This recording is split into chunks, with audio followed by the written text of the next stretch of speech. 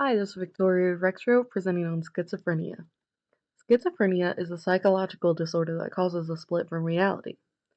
The word schizophrenia literally translates into split mind. It affects about 1 in 100 adults and about 1 in 40,000 children. That's roughly 24 million people worldwide. The affectancy rates of men and women are about equal, but men usually start experiencing symptoms in their early 20s, while women it's in their late 20s, early 30s. This disorder is rarely diagnosed in children or adolescents. There's three main things thought to cause schizophrenia.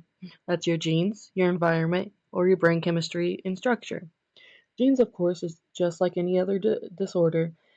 It's hereditary. So, depression, for example, is extremely hereditary. If your mother or father has it, you have a higher chance of developing it.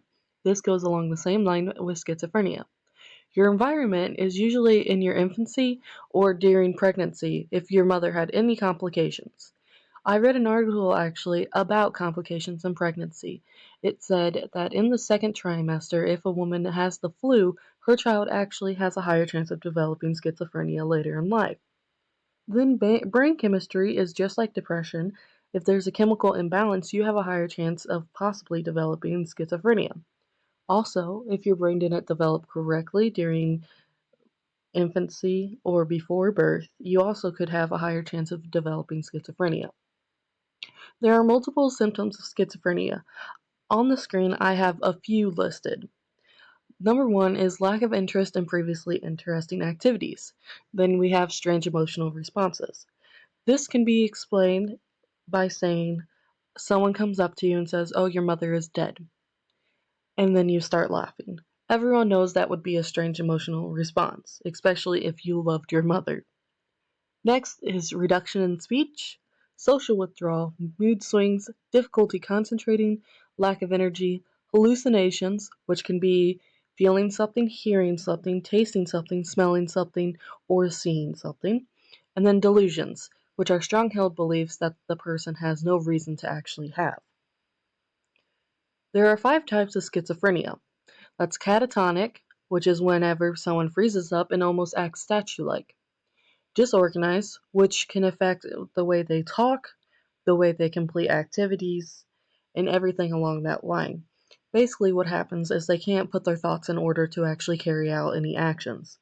Paranoid, on the other hand, is whenever someone has so many thoughts in their head that they kind of get super suspicious of everyone around them. Residual is when they have had hallucinations and delusions, but it hasn't actually affected them for at least 1 year. And during that 1 year time, they've been experiencing just negative symptoms, which it goes along the lines of mood swings and depression. Undifferentiated schizophrenia, I like to say, is the I don't know or the other category. This is the category that all schizophrenic patients that don't fit into the previous four fall into. Mary Todd Lincoln was actually thought to have schizophrenia. Of course, she was never diagnosed since mental health wasn't a big thing until recently.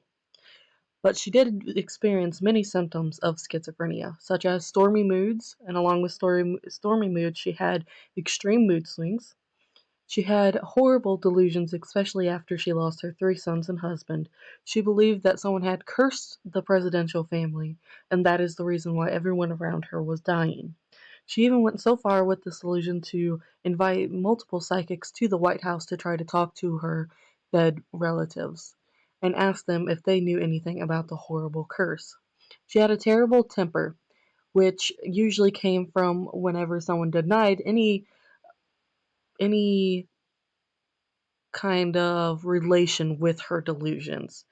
She also had a sour disposition, and later in life she was forcibly committed to an asylum by her oldest and only left living son, Robert Todd Lincoln. She only stayed there for about 3 months, which was when her friends actually busted her out. I couldn't find much information after she left the asylum. I would categorize her as paranoid. This is mainly because her delusions and the accusations that she pushed on everyone around her. Next, we have Vincent van Gogh. Vincent van Gogh had episodes of reactive depression, and these reactive depression episodes actually came right after he would experience delusions and hallucinations. He also experienced mood swings, And one of the delusions that he usually had was thinking that he was supposed to cause a spiritual awakening through his art, which many people would say he actually did achieve, but not until after he was already dead. He was committed to an asylum after he cut off his own ear, which many people know the story of, and he stayed in that asylum for about 12 months. A few years after being released from the asylum, he did end up killing himself. Many people believe he killed himself because voices were telling him to. I would categorize him as a residual schizophrenic, especially since he would have extreme hallucinations or delusions and then slope down into a negative type symptom region, such as depression and mood swings. Here's another list of multiple famous people with schizophrenia. I'm not going to go through every single one of them because sadly I will probably butcher their names. But I do want to emphasize that the four on the bottom, which include Mary Todd Lincoln and Vincent van Gogh, they are people that have not officially been diagnosed, but many people believe that they had schizophrenia. Everyone else on the list was officially diagnosed, and you can find a ton of information about them online. Now, the people that were diagnosed, especially the still living ones, they went through an extreme recovery process.